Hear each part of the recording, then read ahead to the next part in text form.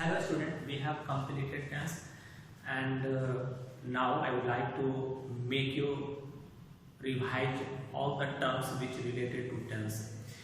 And you know tense, what do you mean by tense? So tense is the study of the forms of the verb, no, and which indicates time. And according to it, it has been divided into three parts: present, past and future. It means present tense, past tense, future tense. तो it means what do mean by present tense? Present tense क्या है? तो वह सब काम जो वर्तमान समय में होते हैं हम उसको प्रेजेंट टेंस में रखते हैं। वह सब काम जो बीते समय में होता है उस सबको हम लोग पास्ट टेंस में रखते हैं, और वैसा ही फ्यूचर के साथ भी होता है। तो हम अब आपको सारे टर्म पे एक बार रिवाइज करा देते हैं ताकि आपको कोई दिक्कत नहीं हो, कोई परेशानी नहीं हो। तो जैसा कि आपने देखा है कि प्रेजेंट टेंस क्या है, तो प्रेजेंट टेंस मतलब वह सब काम जो वर्तमान समय में होते हैं हम उसको प्रेजेंट टेंस में रखते हैं। मैं खाता हूँ, मैं खा रहा हूँ, मैंने खाया है, मैं खा चुका हूँ और मैं खाता रहा हूँ। माने इसको जब देखोगे तो आपको पता चलेगा कि सारे काम के जो समय है उसमें अंतराल है, उसमें भिन्नता है, और इसी भिन्नता के आधार पे इस टेंस को हम लोग क्लासिफाई करते हैं। प्रेजेंट टेंस को क्लासिफाई करते हैं चार भाग में। प्रेजेंट इंडेफिनिट टेंस रखते हैं, जैसा कि आप देख सकते हो, present indefinite tense, present continuous tense, present perfect tense, present perfect continuous tense.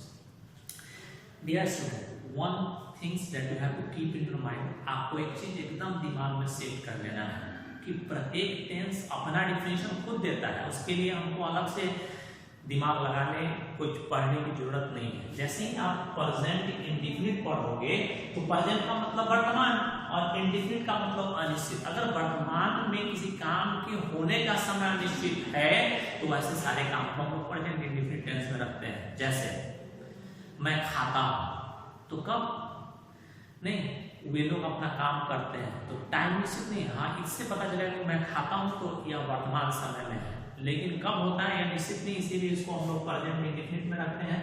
Present में कोई काम चल रहा है, मैं खा रहा हूँ, लोग दौड़ रहे हैं, तुम अपना काम कर रहे हो, तो present continuous tense. Present perfect, present में कोई काम परफेक्ट हो गया तो इसको हम लोग प्रेजेंट परफेक्ट टेंस बोलते हैं। और प्रेजेंट परफेक्ट कंटीन्यूअस टेंस, तो कोई काम बीते समय बहुत पहले शुरू हुआ, जैसे वह सुबह से पढ़ रही है, पढ़ने का काम अभी शुरू नहीं हुआ, काम सुबह में शुरू हुआ जो अभी भी चल रहा है। और ऐसे सारे काम को हम लोग प्रेजेंट परफेक्ट कंटीन्यूअस टेंस में रखते हैं। मतलब सीधा सा बात कि वर्तमान में जिस काम के होने का समय निश्चित नहीं, प्रेजेंट इंडेफिनिट में खाता हूँ और पढ़ती है, वे लोग वहां जाते हैं, सब्जेक्ट प्लस V1 या V5 ऑब्जेक्ट प्लस अदर्स इसका कन्वर्सन करते हैं। मैं खाता हूँ आई, तो वे लोग वहां जाते हैं, दे गो देयर।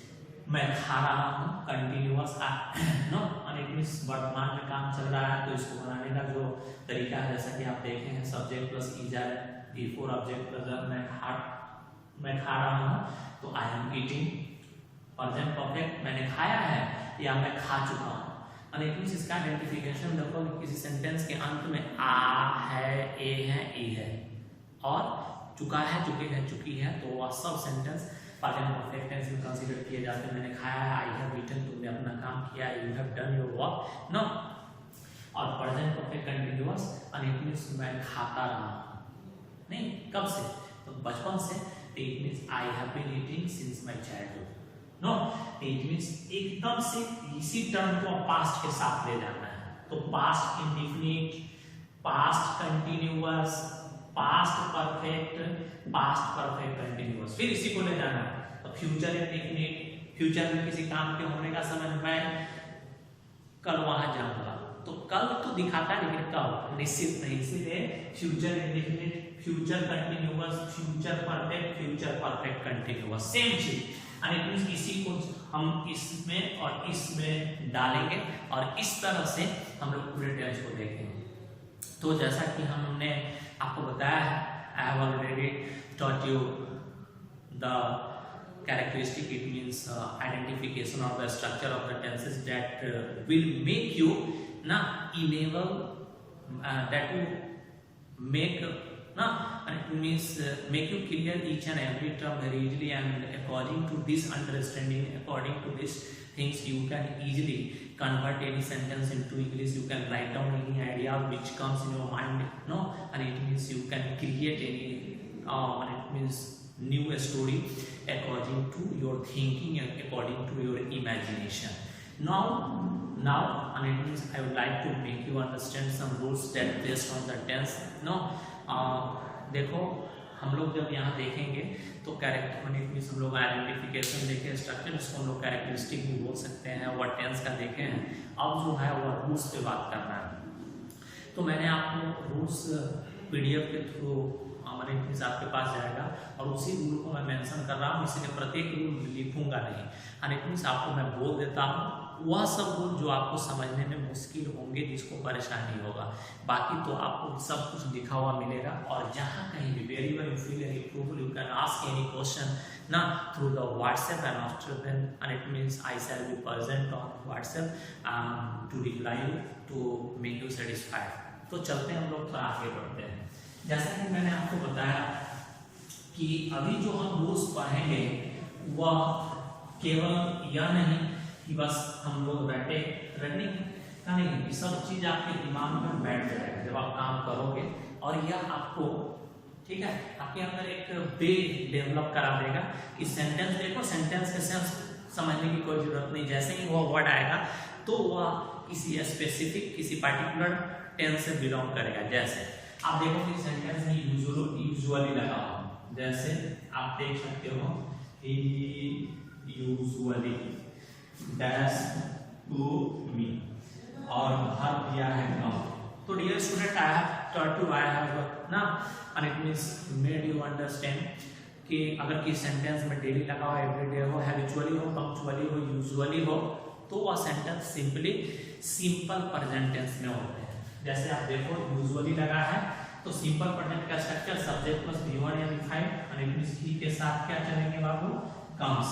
देखो and it means daily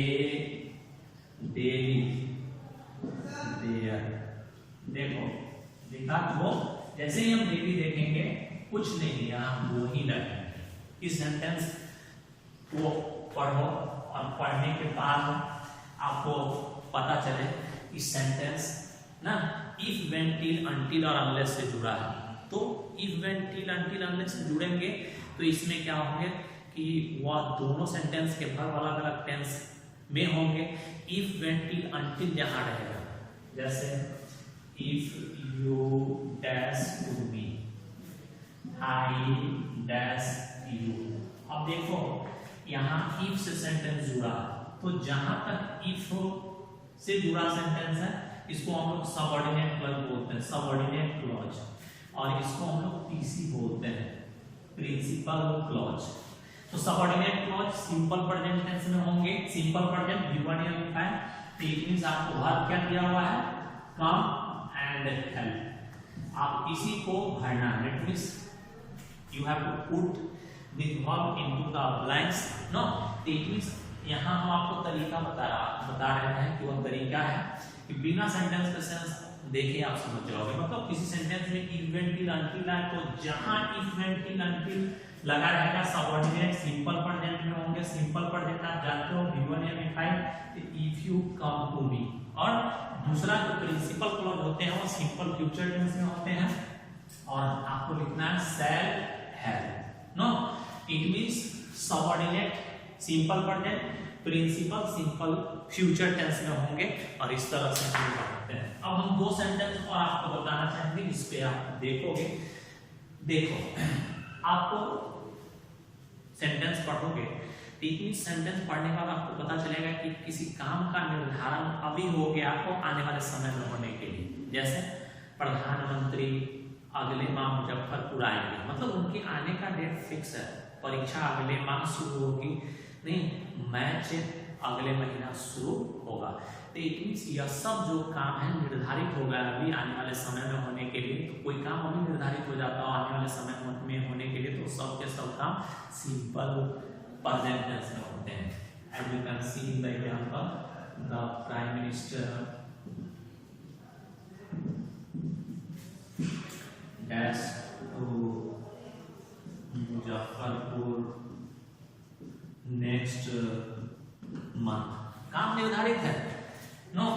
it means बाहर आपको दिया कम prime minister 3rd person singular number comes to Muzaffarpur no.